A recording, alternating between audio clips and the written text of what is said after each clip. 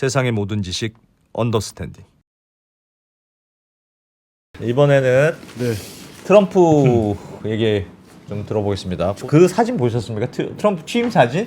이렇게 하고 있는 거 있잖아요. 나 그거 보고 진짜 놀랐어. 도대체 얼마나 세게 하려고. 취임 사진은 보통 웃으면서 하는데 무서워요. 인상 팍 쓰면서 무슨 레슬링 선수처럼 일부러 그러는 것 같아. 그래서 정말 강한 모습을 보이려고 하는 것 같은데, 트럼프 2기 정부가 들어서면 실제로 공약한 거하고 뭐가 달라질 건지, 또 얘기대로 다 될 건지 아닐 건지, 뭐가 우선순위가 있을 건지, 이런 거 좀 배워봐야 될 것 같아서요. 또 트럼프 정부의 또 국내 전문가, 그렇죠. 네, 서울시립대학교 송희자 교수님 모시고 트럼프 정부의 좀 우리가 실제가 어떨지 좀 제대로 배워보겠습니다. 송 교수님 어서 오십시오. 네, 반갑습니다. 네, 안녕하세요. 몇 달 만입니다. 네. 야, 그때도 트럼프 당선 전에도 그 책 내셨잖아요. 그렇습니다. 신의 개입. 네. 그래서 그때만 해도 너 트럼프 진짜 당선될 거 아니? 그런 얘기 많이 들으셨다고 하셨는데, 하도 그때는 여론조사랑 다른 결과가 나와서 저희도 그때도 깜짝 놀랐어요. 어떻게 보세요? 트럼프 지금 막 갑론을박이 많은데, 제가 제일 재밌게 봤던 건 너무 트럼프 그 정부의 구성이 다양하다는 생각이 들더군요. 생각보다는. 그렇습니다. 그죠? 네. 트럼프가 특히 이제 그 지난 2017년 1월에 이제 출범할 때는 네. 사실은 이제 대통령 당선되고 나서도 한 달 동안 거의 임명한 사람이 뭐 한 명 정도였어요. 스티브 베논이라고. 예. 최근에 그 일론 머스크하고 이 H1B 비자 가지고 싸우고 사람. 있는. 네. 예. 그러나 이번에는 불과 3주 만에 11월 6일 날 이제 승리를 확정한 이후에 거의 23일 말이니까 뭐 3주도 안 됐죠. 예. 다 이제 15명의 연방 정부 그 장관하고 그다음에 백악관 또 그 CIA 같은 외부의 이제 장관급 박료들 25명을 다 임명했으니까요. 그런데 예. 이제 말씀하신 대로 구성이 아주 다양합니다. 그죠? 그래서 이 보면은 크게 두 가지로 나눌 수도 있고 세 가지로 나눌 수 있어요. 네. 두 가지로 나눌 경우에는 이 크리에이터와 디스트로이어. 그러니까 크리에이터는 이제 새로운 성장 동력이라든가 미국을 발전시킬 사람들. 뭘 만드는 사람들. 그렇죠. 예를 들어서 지금 뭐 일론 머스크 같은 사람도 물론 거기에 해당될 수 있겠지만은 예. 뭐 지금 현재 재무부 장관 또 이 상무부 장관 이런 사람들은 기존에 이제 보수적인 색깔을 하면서 미국 발전을 위해서 노력할 사람, 또 상무부 장 그쪽에 이제 에너지부 장관이라든가 예. 또 내무부 장관 이런 사람들은 더그 버검 내무부 장관은 이제 국가에너지회의 의장도 겸하는데 다 이 에너지 기업 출신이고 한 명은 노스다코타주 출신인데, 이런 식으로 해서 이제 미국이 세계에서 가장 값싼 에너지를 공급하겠다는 거지 않습니까? 예. 그래서 그런 사람들은 신성장 동력을 창출하는 사람들이고, 또 반대로 이제 이 FBI 국장이라든가 또 국방부 장관 이런 사람들은 기존의 미국의 구질서, 뭐 딥스테이트라든가 예. 이런 거를 파괴할 사람들이 그죠. FBI 국장으로 내정된 캐시 파텔 44살 이런 사람은 2023년에 거버먼트 갱스터라는 책을 썼는데 예. 대대적으로 이 FBI와 법무부가 민주당의 어떤 정치적 도구, 무기가 됐다. 그래서 이 FBI를 대대적으로 개혁하고 숙청하겠다. 그래서 스케줄 F라는 걸 해서 이제 고위 공무원들 뭐 장차관 이외에 밑에 1급 정도 우리나라로 치면 거기도 신분 보장 원리 되잖아요. 1, 2, 3급. 예. 근데 그런 걸 다 없애겠다는 거예요. 스케줄 F. 그리고 이제 법무부의 폼 본디 그런 여성분도 그렇고 지금 현재 이 대부분의 사람들이 상당수 사람들이 그런 걸 개혁을 하겠다는 거죠. 국방부도 마찬가지입니다. 그 피트 헤그세스 44살 역시 MZ 세대인데 이 사람도 국방부 안에 있는 이 그 뭐랄까 트랜스젠더, 예. LGBTQ, 그 워키즘 이런 물든 그런 사람들, 장성들도 그렇고 그 이런 약해 빠진 사람들을 다 개혁하겠다. 뭐 이런 거 하니까 이거는 기존 질서를 완전히 파괴하겠다는 거죠.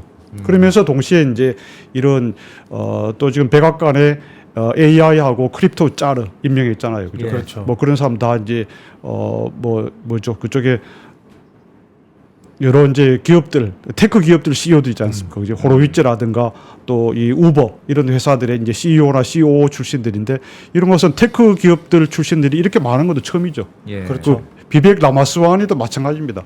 하버드대 생물학과를 최우동 졸업해서 지금 이제 39살인데 그 생물 기업, 바이오 기업 창업해서 지금 재산이 수억 달러잖아요. 뭐 그런 사람들은 다 이게 물론 이제 정부 개혁을 하지만 신성장 동력이 아주 뛰어난 사람들이죠. 특화된 사람. 근데 궁금한 게 이제 그런 거죠. 그러니까 다양한 그 행정 관료들을 굉장히 빠른 시간 내에 그러니까 일기 때와는 달리 굉장히 그렇죠. 대규모로 모았다는 건 인상적인데 훨씬 안정되는 보여요. 일기 그렇죠. 때보다. 근데 그럼에도 불구하고 약간 요즘 헷갈리는 건 뭐냐면 예를 들면 일론 머스크가 이 주장하는 것과 또 다른 예전에 그냥 매파적인 관료들 우리는 중국을 야, 무조건 쳐야 돼 이런 네. 주장과 야 중국은 그래도 비즈니스는 비즈니스지 예. 무조건 치는 건 아니야 뭐 말씀하셨던 대로 이민 그 비자 문제도 그렇죠. 좋은 인재는 데려와야지 IT도 기업들도 사람을 써야 될 거 아니니 네. 예. 야 미국인이 우선 너 마가 모르니 마가 그렇게 막 내부에서 충돌하잖아요. 그렇죠. 그래서 이 충돌했을 때 과연 트럼프가 어떤 선택을 할 것인가 그거에 대해서 아직은 잘 모르겠더라고요. 그렇죠. 근데 지금 이제 막 출발을 하지 않았고 그죠. 이제 예. 내일 오늘 지금 현재 시간 기준에서 이제 이 한국 시간으로 기준으로 1월 20일 새벽 2시 예. 그래서 미국 동부 시간으로 이제 1월 20일 정오에 이제 시작을 하잖아요. 먼저 이제 제디 벤스가 이 부통령 선서를 하고 그 다음에 이제 트럼프가 하는데 또 이번에 실내에서 하니까 아주 다르긴 합니다만은 예. 저는 뭐 그렇게 봅니다. 사실 그래서 이 일론 머스크가 너무 월권을 하고 있는 게 아니냐. 그죠? 아주 이 세계 최고의 부자가 또 이 정치 권력까지 해가지고 뭐 바이든 퇴임하면서 그죠? 네. 과두제, 올리거키 또는 뭐 테크노 인더스트리얼 컴플렉스다. 예. 뭐 이런 얘기까지 하고 이제 그걸 퇴임사를 했는데 그렇게 충분히 볼 수 있습니다. 볼 수 있으나 저는 그렇게 봅니다. 이 일론 머스크하고 트럼프는 지금 거의 정치 공동체, 운명 공동체죠. 예. 경제 공동체이기도 하고. 그래서 일론 머스크가 잘해야 물론 트럼프도 살고 또 둘이서 갈등이 나거나 이렇게 되면은 두 사람 물론 당연히 파멸입니다. 파멸이고 그러기 때문에 그리고 또 일론 머스크에 대해서 견제가 나온 거는 저는 민주주의 사회에서는 오히려 그게 바람직하고 정상적이다. 저는 그렇게 생각합니다. 왜냐하면 만약에 그런 게 없이 트럼프가 그냥 명령 하나 아니 말 한마디에 따라서 트럼프 눈치만 본다. 예. 그렇게 된다면 그거는 중국 공산당이나 뭐가 달라요? 시진핑 눈치 보고 다 나머지는 시진핑의 자식들, 뭐 시진핑의 가솔들 이런 말 하잖아요. 습관군이라 해서.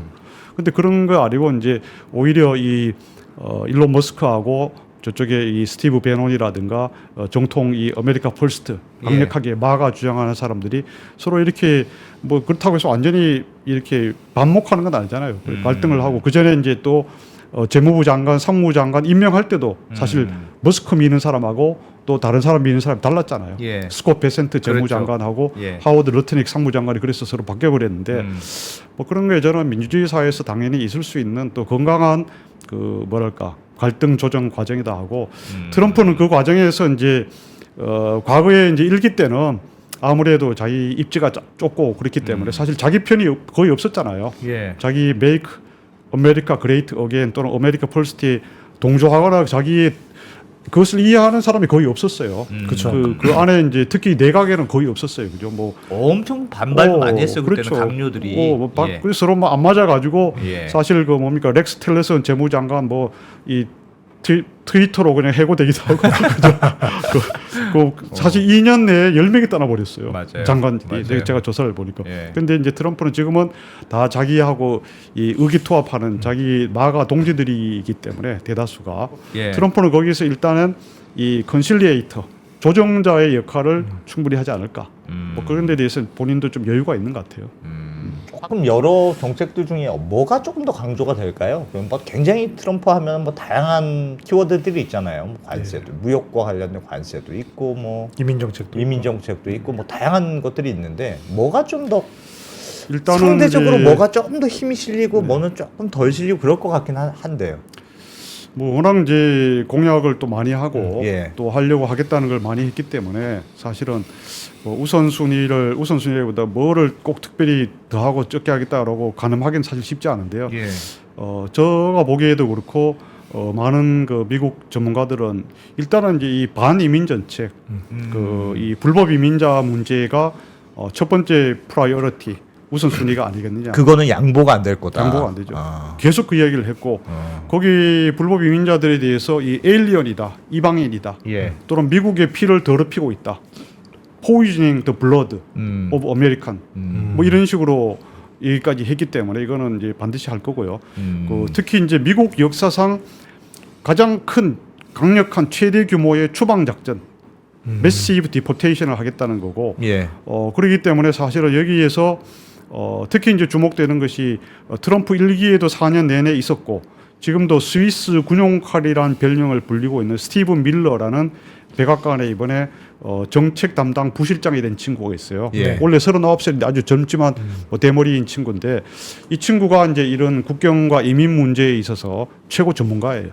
그 전에 4년 동안에 트럼프가 밖에 있을 때도 계속 이 문제를 파고들어서 얼마 전에도 며칠 전에도 이제 미국 그 의회 연방의회에 가서 상원 의원들에게 이런 이제 취임과 즉시 펼칠 여러 가지 정책을 설명하는 자리에 그 수지 와일스 그 비서실장하고 이 스티븐 밀러가 이제 트럼프하고 같이 갔어요.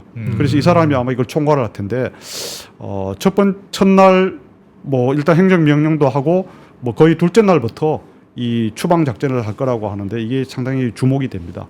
그래서 궁금한 거는 근데 이민자 문제 관련돼서는 뭐 정서적으로는 왜 그런지는 잘 알겠는데 근데 이제 사실은 미국이 그런 이민자들이 뭐 청소도 하고 네. 허드렛 일도 하면서 사실은 그 낮은 물가 일하지 않 그렇게 싼 노동력을 제공한 사람들이 있어서 지금의 미국이 유지되고 있는 거 아니냐고 반론을 하시는 분들도 있던데 그런 거에 대한 걱정은 없을까요?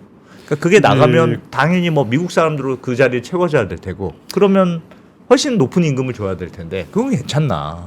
지금 현재 이제 미국의 여론조사를 보면은 예. 80% 이상이 특히 공화당 지지자들은 85% 정도 이런 이제 이 트럼프의 강력한 이민 정책 반이민 되게 정책 찬성하죠. 찬성하고 예.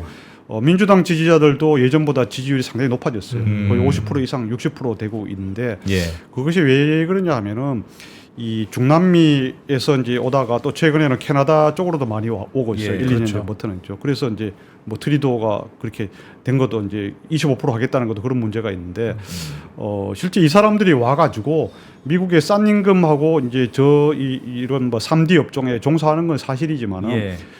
또 미국 안에 기존에 와 있던 사람들 또 저임금 노동자들하고 경쟁이 되는 거예요. 그렇죠. 흑인이라든가 새로 계속 라티노하고. 들어오니까 기존에 있는 사람들 기존에 있는 사람들 자기들 어떤 그 고급 기술 하이 스킬이 없는데 스킬업 에듀케이션도 못 받았는데 경쟁이 되니까 밀려나는 거예요.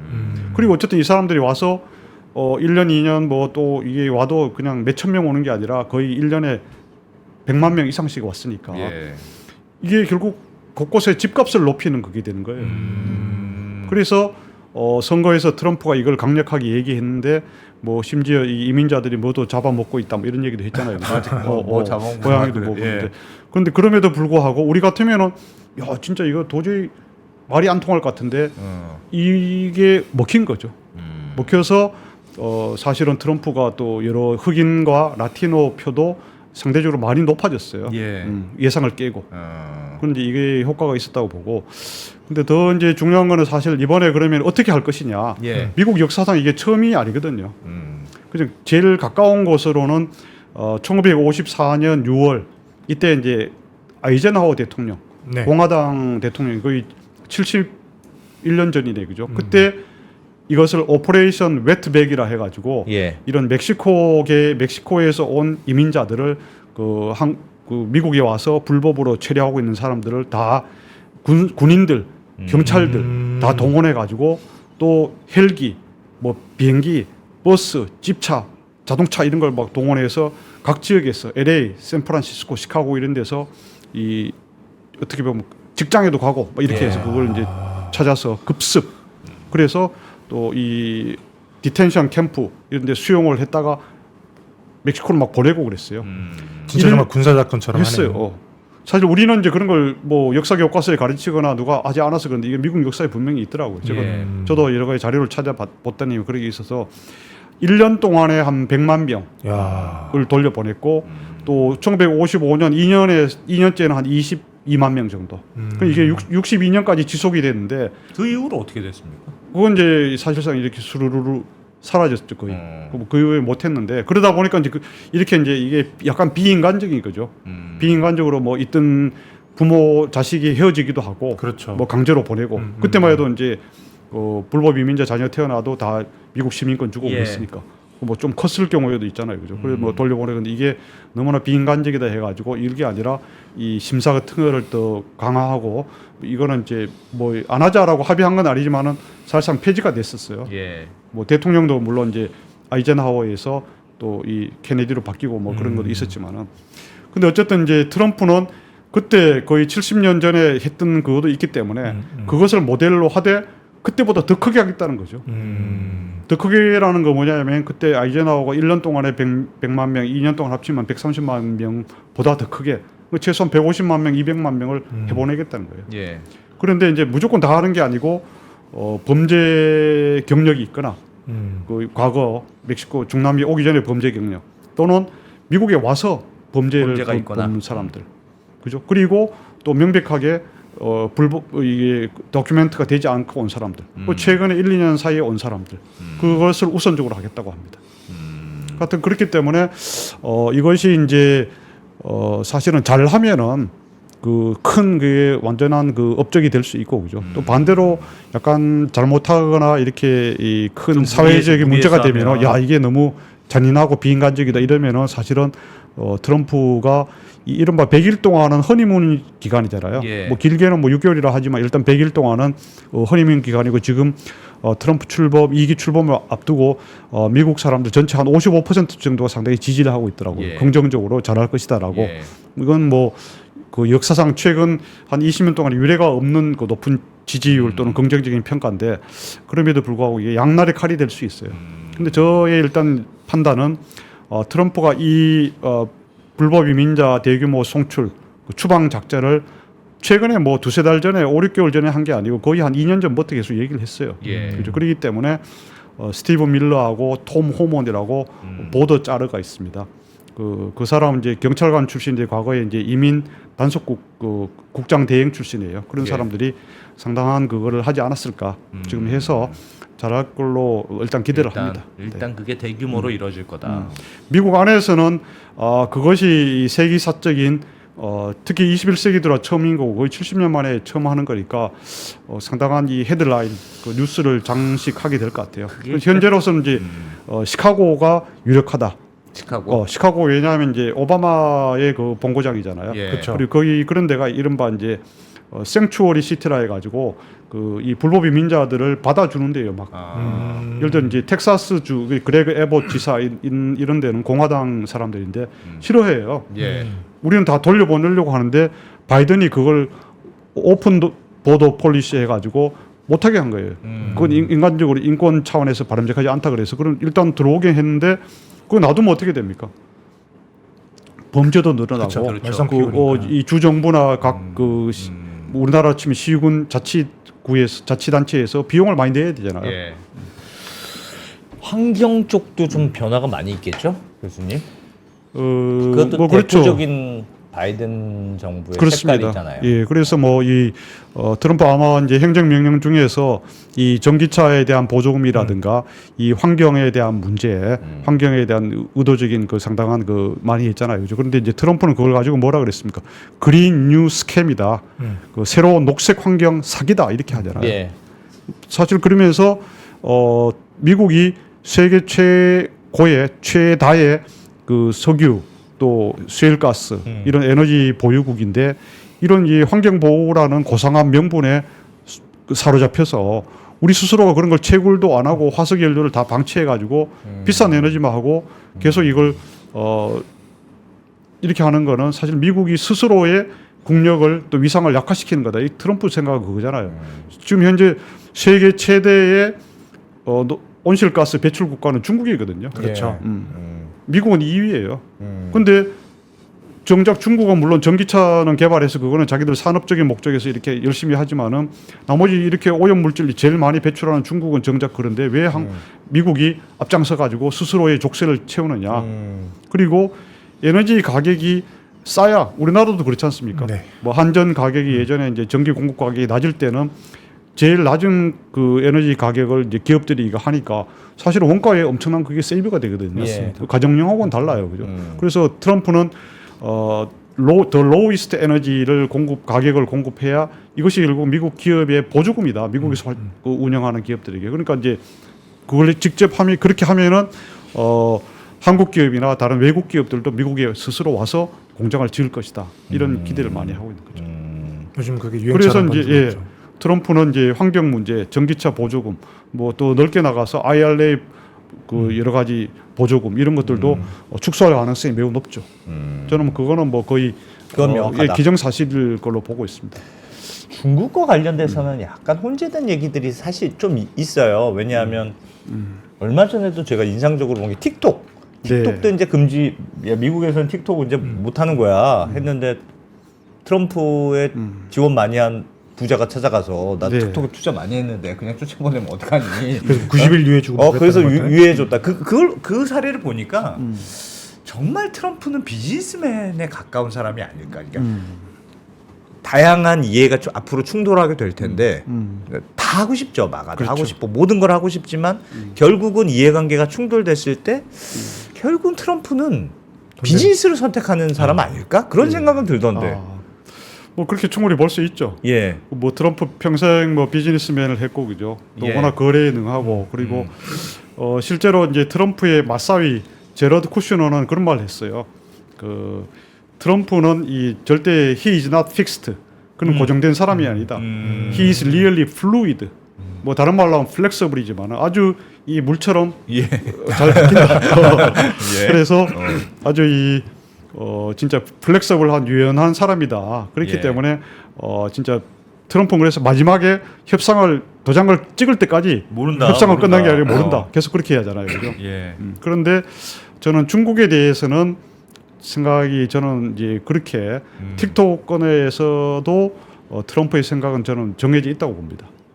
뭐냐면 물론 이제 그것도 행정명령으로 틱톡을 뭐 되살리겠다 이런 얘기도 했어요. 그죠? 아마 예. 그중에 그 내일 발표할 거기에 포함될 가능성이 있는데 틱톡은 그렇다 하더라도 이것을 중국 소유로 하는 게 아니고 예. 미국 기업이 아니 미국 가져가면 사람이 된다. 갖도록 하는 것을 하겠다 이런 얘기를 했어요. 예. 트럼프 워딩을 보면은 네. 그죠? 그리고 그거는 뭐냐면 사실은 틱톡을 왜 금지하려고 합니까? 중국 거라서. 그렇죠. 거기 개인 정보라든가 이런 거를 다 중국에서 서버로서 관리하고 이걸 다 캐치할 수 있다. 그 정보가 넘어간다. 그것 때문에 그렇잖아요. 그죠? 그렇기 때문에 트럼프는 이제 그리고 자기가 대선할 때 트럼프 의외로 20대 30대 표를 많이 얻었잖아요. 거기 여러 가지 쇼츠라든가 동영상을 많이 했는데 자기도 그 선거에서 이 덕분에 자기도 잘 됐다 이렇게 얘기를 하잖아요. 많이 예. 표를 얻었다. 그런데 트럼프의 목표는 그겁니다. 그래서 중국에게도 좋은 제스처를 취해주면서 실제 실속은 그거를 중국 소유로부터 빼앗아 넘기겠다는 겁니다. 빼앗아 넘겨서 그렇게 하면 큰 문제가 없을 거라 하고 근데 이제 지금 아까 제가 국내적으로는 아까 말씀드린 이 불법 이민자 문제 그리고 뭐 환경 문제 또 뭐 이 좌파 리버럴 문화와의 전쟁도 있습니다만은 대외적으로 봤을 때 이 중국이 가장 큰데요. 트럼프 지금 이 강요들을 보면은 단 한 명도 예외 없이 강력한 다 반중 인사예요. 대부분이 아니에요. 다. 100%. 100% 반중 인사인 것이 예. 그 안보장관 내정자, 그 국가안보보좌관 마이클 왈츠, 예. 네. 50세 거기 미국 최초의 특수부대 그린베레 출신의 국가안보보좌관이에요. 뭐 이 별자리 별은 안 달고 뭐 물론 과거에 맥마스턴 대령 출신이지만 그건데 그린베레 출신으로 참전도 한 사람이고 그 사람도 그렇고 마르코 루비오. 이 마이클 왈츠는 2022년 베이징 그 동계올림픽을 미국이 보이콧해야 된다. 파운원 시절에 그렇게 주장을 했어요. 그 정도요? 와. 그리고 마르코 루비오도 플로리다주 상원 의원이지만은 예. 그 위구르 거기에 강제 노역 문제, 인권 문제 이런 거를 강력하게 제일 주장하는 사람이에요. 그리고 또 누니까 피트 헤그세스 국방장관 내정자. 그다음에 지금 현재 그 엘브리지 콜비 예. 이런 사람, 이 국방부의 3인자 정책 담당 차관 이래 된 사람이죠. 그리고 현재 미국 주중대사? 주중 대사. 이 사람도 마찬가지로 완전히 그 원래 같으면은 주재국 대사는 친중이거나 그렇죠. 뭐 최소한 중립적인 사람이 보통 보내잖아요. 그 예. 나라하고 대화를 예. 하려면. 예. 그것도 확실한 중국 반중이에요. CIA 국장, FBI 국장. 단 한 명도 예외 없어요. 심지어 미국 연방 상원의 그 외교위원장, 군사위원장, 뭐 짐 리시, 또 그리고 로저 위커 이런 사람 뭐 82세, 74세 되는 씨는 분이지만은 그분들도 확실한 반중이에요. 그거는 중국이 미국의 안보나 뭐 발전을 위협적인 요인이라고 생각해서 그런 거겠죠. 지금 좀 밟아줘야지. 가만 놔두면 안 되겠다. 전 세계 곳곳에서 거슬리니까. 중국은 너무 거슬려. 너무 컸어. 그런 근데 이제 그런 생각일까요? 사실은 이제 이 미중 전쟁, 저는 미중 전쟁이라 말을 하고 있는데요. 예. 뭐 요것만 미중 전쟁 가지고만으로도 사실은 1시간 이상 사실은 얘기를 해야 되는데 예. 지금 우리가 이제 너무 한국에서는 평화롭게 음. 미중 관계를 보고 있는데 실제 미국 중국은 이 포탄이나 미사일이나 이런 것만 쏘지 않을 뿐이지 지금 전쟁 상태를 하고 있어요. 예. 지금 미국 입장에서는 미국 백악관의 국가안보 보고서 2022년에도 그렇게 분명히 바이든 때도 밝혔는데 전 세계에서 가장 중대한 지정학적 도전이 중국이고 경제적, 군사적, 그죠? 외교적으로 그 미국에 도전하려고 하는 의지를 갖고 있고 또 그 능력을 계속 발전시키는 유일한 도전자, the only competitor가 중국이에요. 예. 그리고 중국이 최근 올해 초에도 이 사이버 해킹 이걸 해가지고 솔트 타이푼이라는 그 중국 정부 뭐 공산당하고 저는 연계됐다고 보는데 그것이 미국의 통신사들 그리고 우리나라 같은 뭐 LG U+, SK텔레콤, KT 이런 통신사들을 해킹해가지고 거기 고객 정보는 물론이고 미국 정부하고 정보기관이 어떻게 그거를 미국 사람들에 대해 도청하고 감청하고 이제 그것까지 빼갔다는 보도가 나오고 있어요. 그리고 미국 재무부 정보도 빼갔다. 그리고 미국에서 제일 많이 나오는 게 지금 거의 1시간 최소 아무리 길어도 1시간에 한 건 이상씩 FBI에서 중국 간첩 그게 나온다는 거 아니에요. 어떡하면 이제 이 미국의 그냥 연방 국회의원들은 물론이고 주 정부 또는 시 정부 캘리포니아 특히 이런 데서 그거를 매수하거나 이런 경우가 적발이 계속되고 있어요. 근데 우리가 그것을 간헐적으로 뭐 뉴스에 국제면에 이렇게 나와서 그렇지 사실 이걸 쭉 모아보면 엄청난 겁니다. 예. 그리고 이런 것들이 그래서 미국에서는 전문가들이 이걸 미중 전쟁을 스텔스 워라 그래요. 스텔스 눈에 보이지 않는 보이지가 전쟁. 않는 전쟁. 그런 책도 나와 있어요. 그 NSC 국장 출신의 이런 사람들이. 그리고 실제 중국은 1999년에 초한전이라는 책이 나왔어요. 초나라 한나라의 전쟁이 아니고 예. 이 한계를 초월하다, 초한, 그 unrestricted warfare 이런 건데 그것이 이제 이 중국 국방대학의 교수 2명이 있었는데 뭐 장점인이 그때 이제 공산당 그 총석이었는데 국가주석 겸 야 이것이야말로 20세기의 현대판 손자병법이다. 근데 그게 거기 나오는 게 뭐냐면은 미국하고 중국이 지금 재래식 군사력으로 싸워서는 절대 이길 수가 없다. 예. 그렇기 때문에 우리는 군사력 이외에 선전전, 여론전, 사이버전, 홍보전, 그리고 간첩. 뭐 거기서 간첩이라는 말은 안 했죠. 근데 어쨌든 그 손자병법의 정신이 그런 거잖아요. 그런 걸 해서 하겠다 그래서 지금 미국 입장에서는 중국을 이렇게 내버려 뒀을 때는 자기들의 세계적인 패권이 흔들리는 건 물론이고 자기들의 자손들이 후손들이 자녀들이 아들, 딸, 손자, 손녀가 중국이 지배하는 세계에 살게 된다. 중국이 모든 걸 공급망을 장악하고 있잖아요. 예를 들어 점점점. 이거는 있을 수 없는 일이다 이렇게 보는 거죠. 근데 물론 굉장히 반중 정서는 강하겠고 뭐 하겠으나 그것도 또 비즈니스는 해야 되니까 미국 입장 애플도 휴대폰도 팔아야 되고 머스크도 중국에서 전기차도 팔아야 되고 하니까요. 그래서 그런 묘한 그 균형점을 어떻게 그래서 찾을까? 이제 예, 좋은 질문이십니다. 그래서 미중 전쟁이랄까 뭐 또 점잖게 말해서 미중 전략 경쟁이 예. 단기간에 끝나지 않고 최소 10년, 20년 갈 수 있다라는 얘기가 나오는 겁니다. 옛날에 이제 미소 냉전 때만 하더라도 그 소련과 동구권은 경제가 자기들 코메콘이라 그래서 예. 동유럽 경제 공동체 거기에서만 자기들이 했었어요. 그러니까 이른바 이제 서방 미국과 서유럽을 중심한 1세계와 제2세계인 소련과 동구권은 별개의 나라였어요. 뭐 예. 쿠바, 북한도 물론 해당됐지만은 그리고 제3세계가 있었는데 요즘 글로벌 사우스 분리가 돼 있었는데 지금은 그 1990년대 초부터 이 탈냉전 이후에 세계화가 워낙 되다 보니까 말씀대로 인터커넥티드가 너무 진짜 밀접하게 돼 있잖아요, 그죠? 예. 그래서 이제 이게 쉽게 분리 못하고 아까 말씀한 틱톡도 그런 의미에서 그런 거예요. 틱톡도 워낙 이제 미국, 중국 자본이 합쳐져 있으니까 트럼프가 말로는 중국과 완전히 디커플링을 하겠다.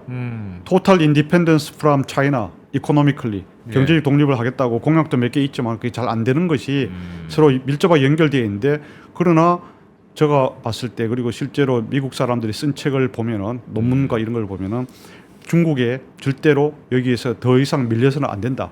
반드시 이겨야 한다. 그런 결의가 엄청나요. 엄청나게 충만합니다. 그리고 딴 거는 다 양보하더라도 이 중국에 대해서는 물러서지 않겠다는 거고 이 트럼프도 마찬가지입니다. 트럼프는 이제 자기 밑에 강요들은 철저하게 반중으로 돼 있고 트럼프는 앞으로 두고 보십시오. 절대 중국에 대해서 선거 유세할 때는 많이 그렇게 했지만은 100% 항상 중국을 세게 때리지 않을 겁니다.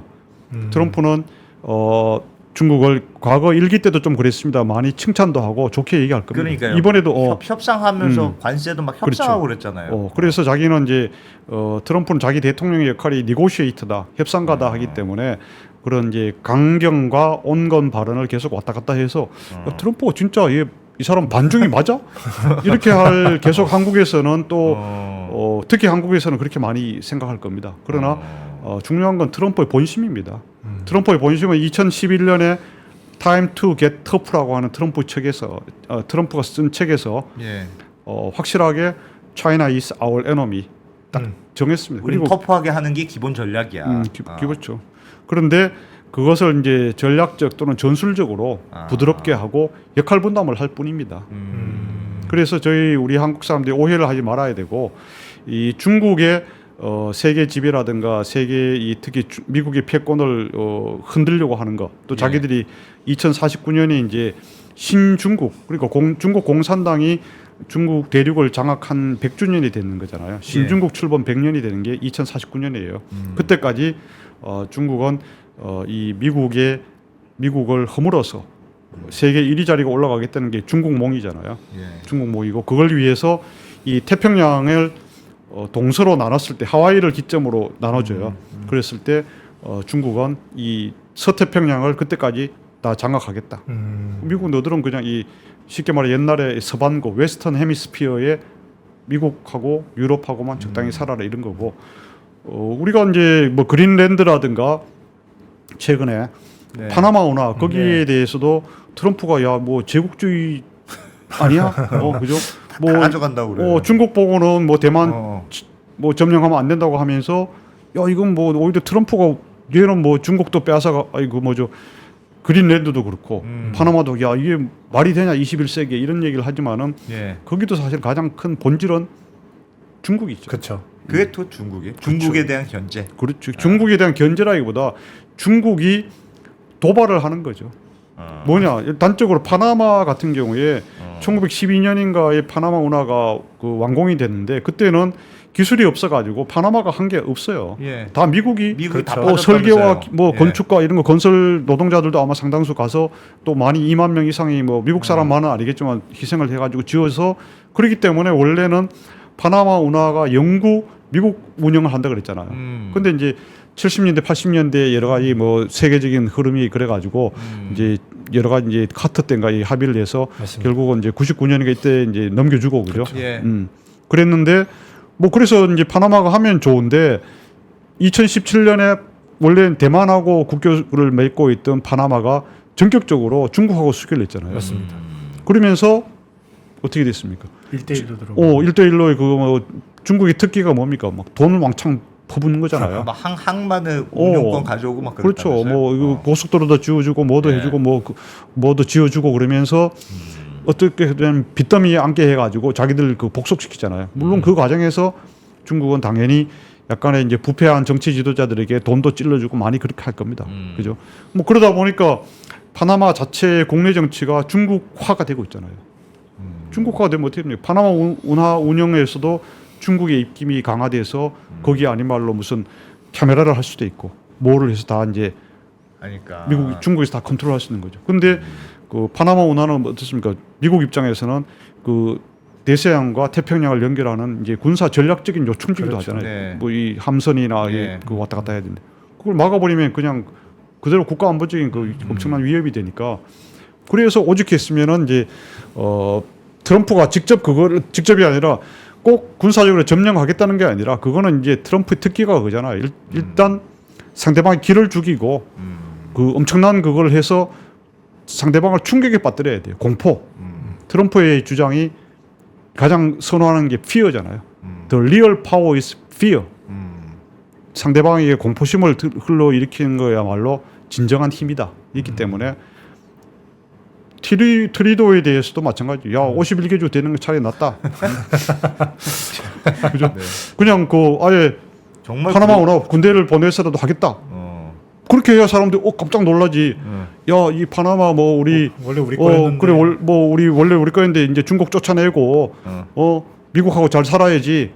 이렇게 말하면 임팩트가 없죠. 임팩트가 없잖아요. 근데 우리 한국 사람들은 그런 것만 바라는 거야. 아, 정치 지도자는 합리적으로 모름지기죠. 합리적이고 올바른 말을 해야지. 이것도 어떻게 보면 사실 우리 한국 사회도 미국의 political correctness에 상당히 알게 모르게 많이 동화가 돼 있어요. 그런 면이 있네요. 그죠? 뭐 정치 지도자 그런데 그렇게 세게 말한다 해가지고 들을 때 듣는 사람이 좀 충격을 받지만은 피해받는 건 없잖아요. 뭐 네. 재산이 날아가는 것도 아니고 예. 갑자기 뭐 이 건물이 흔들리는 것도 아니고. 근데 트럼프는 다른 사람들은 고분고분 점잖은 말을 하지만은 트럼프는 확실히 세게 해서 헤드라인에 탁 나오면은 예. 그 상대방이 어떻게 생각하겠습니까? 그린랜드도 마찬가지고. 미쳐 뜨거. 미쳐버리죠. 아 뜨거. 뭐 이렇게 대책을 뭐 우리가 뭘 해야지? 후닥후닥후닥 거리잖아요. 예. 그리고 이제 멕시코나 캐나다에 대해서도 마찬가지로 아 우리 뭐 너들 기분 안 좋으니까 10% 올리겠어. 말이 되겠습니까? 25%. 네. 나중에 안 하더라도 깎아주더라도 일단 부르고 20%는 장난 아니잖아요. 그죠? 예. 10% 사실 20%여도 이 보편적 기본관세 아직 어떻게 할지 모르겠지만 10 내지 20%라 그래도 한국 사람 우리 조금 긴장하고 많이 긴장하고 있는데 네. 25% 그러면 거의 멘붕이잖아요. 그래서 이 트럼프가 기존에 과거에 많은 미국 정치 지도자들하고 다르다는 게 그런 겁니다. 이 트럼프는 그래서 말의 힘, 그죠? 이것을 꿰뚫고 있는 거죠. 그 점에서 우리 한국의 정치 지도자들도 저는 배워야 된다고 생각합니다. 아니 근데 걱정되는 건 그러니까 트럼프의 전략이 조금씩 우리가 이제 겪어보면 겪어볼수록 더 잘 알아들 갈 거 아닙니까? 그 트럼프 우리 교수님한테도 트럼프에 대해서 배우고 그런 트럼프의 전략이 사실은 다른 나라도 다 따라할 가능성이 높잖아요. 이 국제사회는 예전처럼 이제 점잖아 가지고는 안 돼. 우리 이제 일단 질러야 돼. 일단 세게 지르고 뒤에 가서 어떻게 되더라도 모든 나라가 그렇게 하면 사실은 좀 국제 정세가 너무 험악해지지 않을까? 그런 걱정은 들어요. 뭐 그렇죠. 사실 그럴 가능성이 매우 높다고 봅니다. 그래서 지금 잘 아시는 대로 전 세계 스스로가 트럼프다, 자기 나라의 트럼프다 그런 사람이 몇 명 있잖아요. 구구파가 득세하고 네. 있죠. 그리고 이번에 이제 트럼프 취임식에도 그 사람들 국가 정상이 직접 오는 경우 있잖아요. 아르헨티나의 하비에르 밀레이, 네. 그죠? 그리고 헝가리의 빅토르 오르반인가 오르반 빅토르, 뭐 대표적으로 예. 또 나머지 뭐 이탈리아의 뭐죠 여성분, 예. 그렇죠. 조르주 멜로니인가? 멜로니. 뭐 그런 사람들은 자기 나라의 이 트럼프예요. 예. 아르헨티나의 트럼프, 또 브라질 전 대통령 지금 그 말고 전 대통령도 마찬가지로 브라질에서 트럼프로 하잖아요, 그죠? 그런데 사실은 그리고 또 트럼프와 같은 이 스트롱맨들이 지금 몇 명 있잖아요, 그죠? 그쵸. 에르도안도 그렇고, 에르도안도 물론 트럼프 팬이에요, 엄청 사이 좋잖아요. 그리고 네탄야후도 그렇고, 물론 이제 모디라든가 또 시진핑, 푸틴, 뭐 더 스트롱맨이죠, 사실은. 어떻게 보면 지금의 이 세계라는 것은 탈냉전 이후에 30년 정도 이 세계화가 되다가 예. 그때 이제 트럼프가 특히 되면서부터 중국이 발동을 먼저 걸었어요.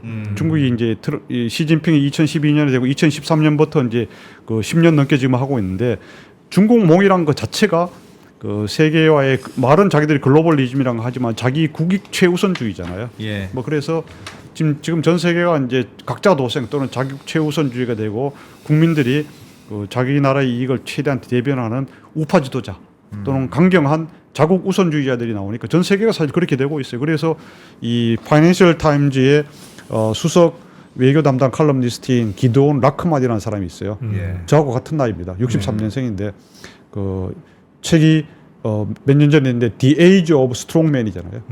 스트롱맨의 시대입니다. 그 사실은 우리나라에서도 앞으로의 하여튼 세계의 흐름은 그래요. 세계의 흐름은 우리나라도 이런 스트롱맨이 있어야 되겠네. 그렇죠. 자국에 대한 애정. 예. 물론 방법은 꼭 그렇게 안 해도 돼요. 근데 우리나라의 국익을 최우선적으로 하겠다. 예. 그 아메리카 퍼스트가 아니고 코리아 퍼스트 그걸 해서 단지 그걸 하더라도 능력이 돼야죠 사실은. 국가 경영 능력이라든가 트럼프가 요즘은 X를 예전보다는 적게 하는데 과거에 트위터 이런 거 하는 거 있잖아요. 예. 그거 하루에 뭐 어떨 때는 20개, 30개씩 했는데 그거 보통 하려면 그 능력이 있어야 돼요. 옛날에 잠 좀 참 자라. 그런 보도도 있었어요. 하도 야밤에 그 트위터로 올려가지고. 근데 하여튼 지금은 트럼프가 이제 과거에보다는 많이 성숙해졌죠. 그리고 여유를 가졌죠. 그런 것 같아요. 여유가 있어요. 여유가 생긴 것 같아요. 여유가 있어요. 그때는 내각에서도 워낙 반대하는 사람도 많아서 어떻게 보면 트럼프 혼자 싸우고 있는 듯한 느낌이었는데. 제가 그 책에 그 신의 개입 책에도 쓰고 물론 그게 저 혼자만의 생각이 아니고 이제 여러 제가 책을 읽은 결과를 썼는데 그때는 트위터가 자기 유일한 그 정치 활동을 할 수 있는 그 생존 공간이었어요. 왜냐하면 미국의 주류 언론들이 다 자기를 싫어하고 맞아요. 폭스 뉴스도 아직까지 그만한 케미가 안 돼 있고 이랬기 때문에 자기를 옹호하고 대변할 수 있는 게 하나도 없었어요. 지금은 어떻습니까? 이번 대선에서도 확실하게 그 미국의 주류 엘리트 언론들이 패배했잖아요, 사실은. 예. 그리고 미국 내각에 폭스 뉴스 출신들 얼마나 많이 기용을 했습니까? 네. 진짜 여러 명 있어요. 거의 뭐 차관급 이렇게 하면 10명 정도 갔거든요. 피트 헤그세스라는 44살 국방부 장관 그 후보자도 마찬가지고 예. 폭스 진행자잖아요. 그죠? 여러 명이 있어요. 그래서 폭스 내각이다 이런 말까지 하는데 거의 이 워싱턴의 주류를 물갈이 하겠다. 뭐 그렇게 되고 있어서 근데 뭐 그게 중요한 게 아니고 어쨌든 간에 그런 걸 하려고 하더라도 짧게 쓰고 이게 보냈을 때 이 어떻게 그 반응이 올 것인가 예. 리액션 그러니까 이 바둑을 뚫 때도 몇 수 앞을 내다보고 해야 되잖아요. 그 함부로 못 해요. 우리나라 정치인들 분들 여러분들 뭐 가끔씩 페이스북 하는데 하루에 아마 3건 이상 하는 사람 거의 없어요. 네. 진짜 많이 해봤자 2건 정도. 그렇죠. 그리고 또 안 하는 날이 훨씬 더 많고 어. 그거 차원이 다른 거죠. 정말 진짜 열심히 쓰더라고 정말. 트럼프는 그때 자기 책에도 Think Like a Champion이라고 2009년에 나온 책에 예. 그건 한국에도 번역이 돼 있습니다만은 거기에 보면 자기는 30대부터 3분 내에 보고하는 연습. 아무리 긴 문장도 짧게 요약하는 연습. 예.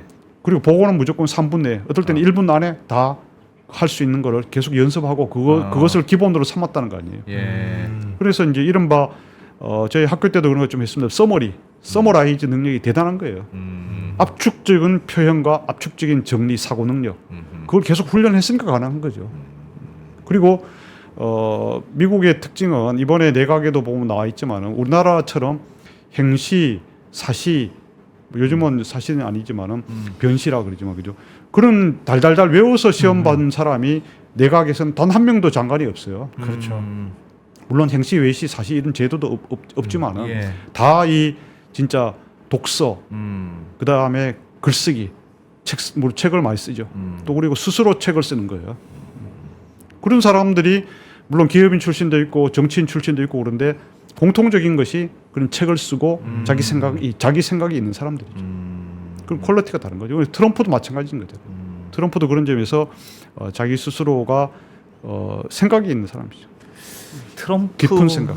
트럼프가 이제 2기 정부가 되면 다양한 초반부터 이제 말씀하셨던 역사적인 속도 뭐 이래서 행정명령도 내고 뭐 트럼프의 천하가 될 텐데 트럼프가 제일 시대의 리스크는 뭘까요?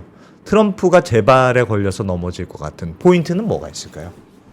우리가 뭐 너무 트럼프 이게 딱 변화를 많이 예상했는데 앞으로 미국 중심의 세계 뭐 마가 뭐 워낙 얘기 많이 들었는데 생각보다 잘 안 될 거야.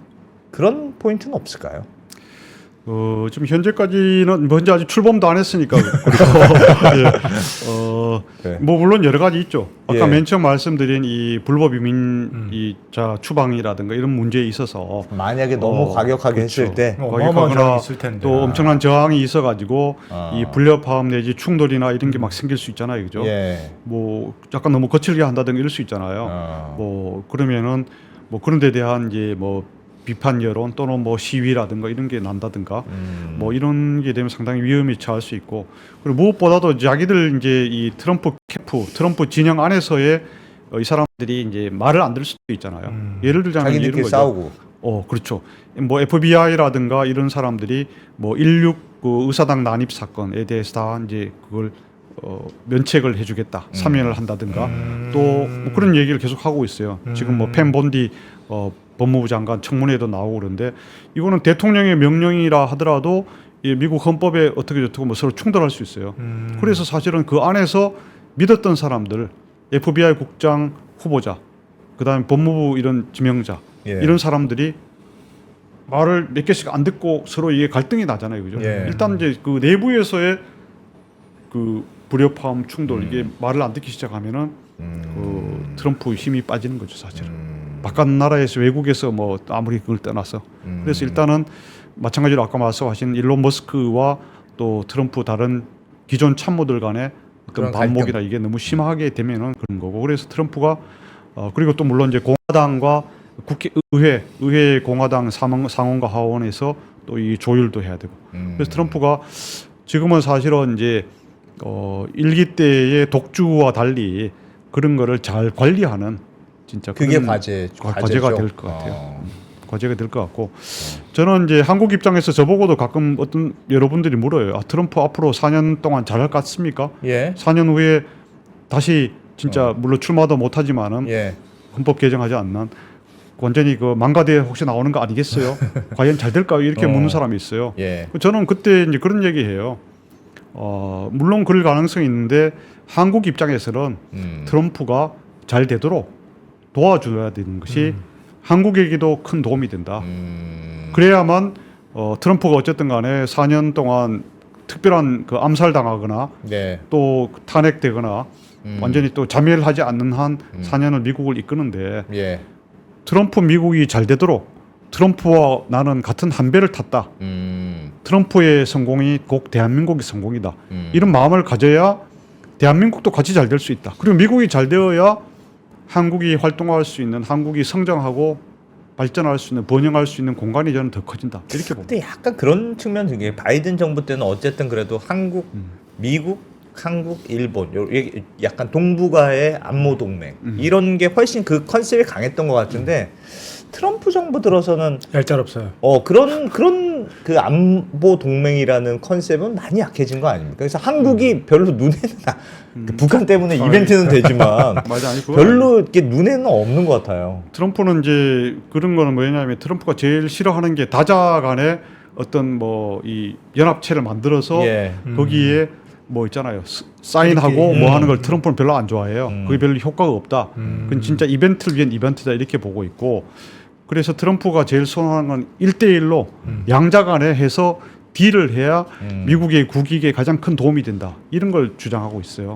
그래서 뭐 그럼에도 불구하고 이 한미일 삼각동맹과 쿼드 이런 거는 계속 유지할 것이다라고 루비오라든가 마이크 월츠 국무장관, 국방장관 이런 사람들은 그렇게 말은 하고 있어요. 예, 현재까지. 예. 근데 트럼프가 그렇게 뭐 컨펌을 한 건 아니지만은 그런데 저는 이제 트럼프의 생각을 여러 가지 연설문이나 책을 자세히 봤을 때는 트럼프가 최소한 한국에 대해서는 한국의 이 지정학적 가치와 여러 가지 또 경제적인 산업적인 밸류에 대해서는 상당히 알고 있다 생각해요.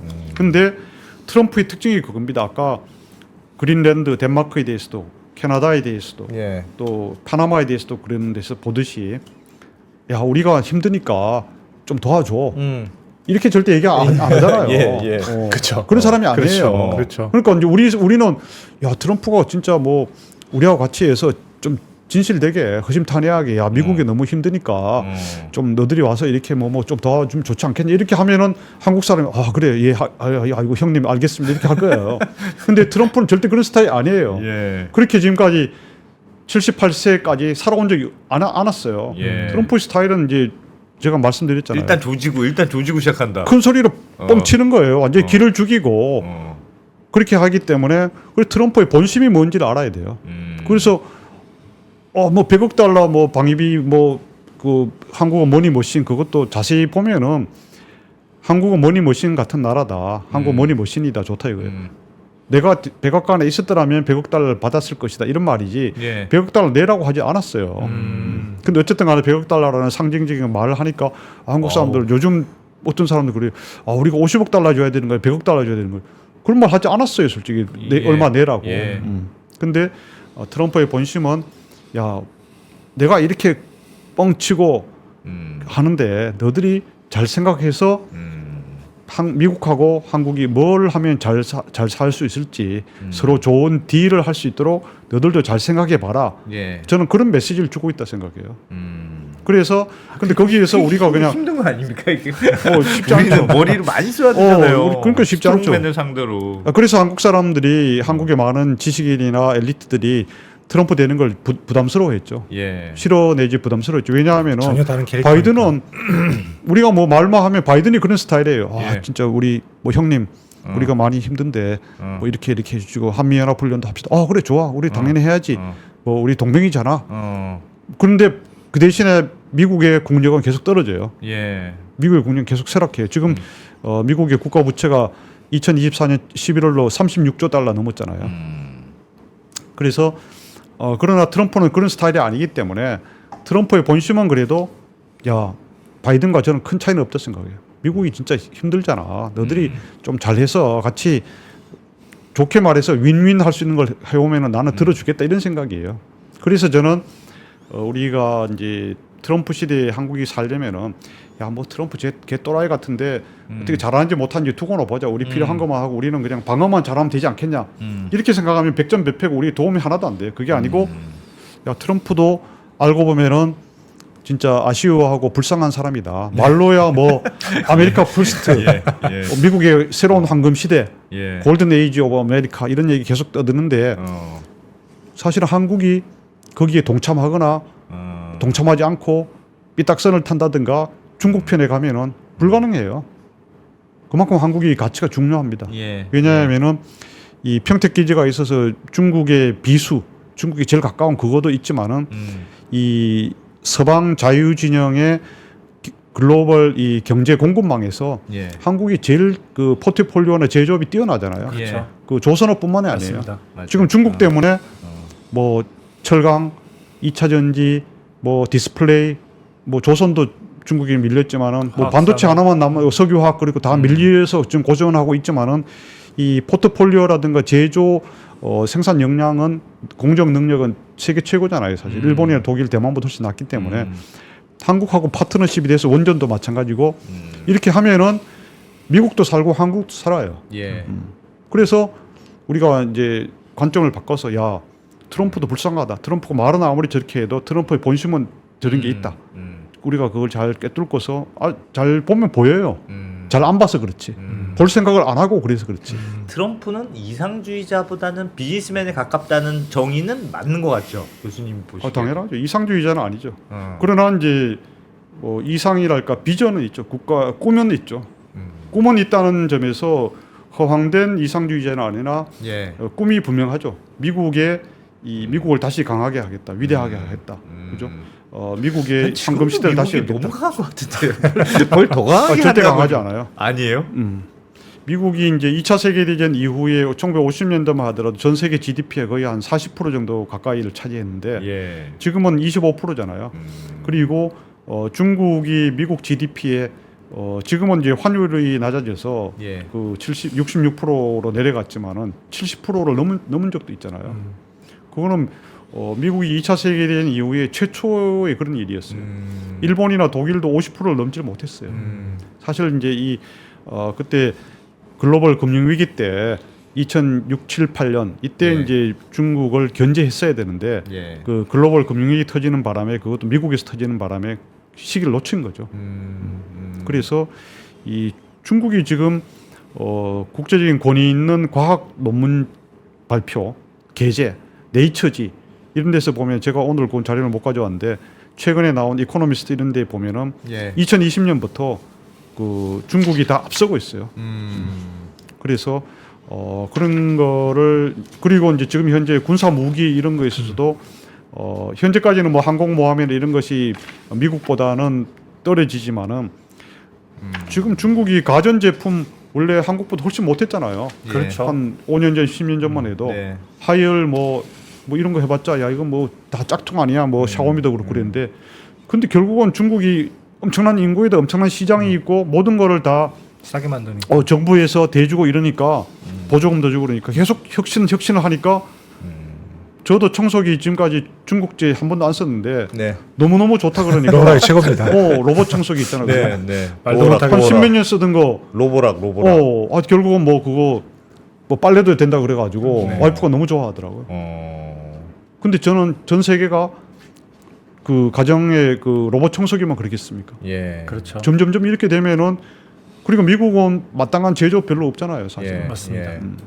다 뭐 금융이라든가 음. 소프트웨어, 뭐 설계 능력 이런 거 정도밖에 없기 때문에 그 사실은 지금 추세로 가면은 미국이 중국에 역전되는 건 저는 시간 문제다 이렇게 봅니다. 예를 들어 우주 발사 이것도 2023년에는 중국이 제일 많이 했어요. 예. 그리고 달 탐사 뒷면까지 하는 유일한 나라잖아요. 우주 정거장 이런 것도 마찬가지고.